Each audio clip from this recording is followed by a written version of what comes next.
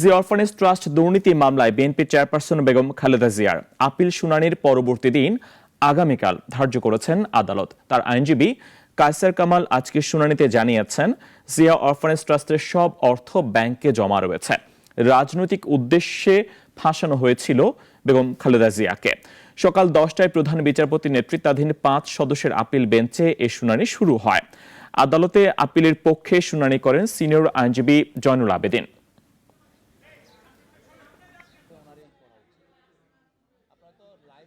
আদালতকে ব্যবহারের মাধ্যমে বেগম খালেদা জিয়াকে 5 বছরের সাজা দেওয়া হয়, পরবর্তীতে সেটা 10 বছর করা হয়। আমরা সেই সাজার বিরুদ্ধে মহামান্য সুপ্রিম কোর্টের অ্যাপিলেট ডিভিশনে আপিল দায়ের করি। ইতিপূর্বে আমরা গত 11 নভেম্বর অ্যাপিল দায়েরের পরে লিভ গ্রান্ট হয়, মহামান্য আদালত লিভ দেন। আজকে আপিলের পূর্ণাঙ্গ শুনানি শুরু হয়েছে।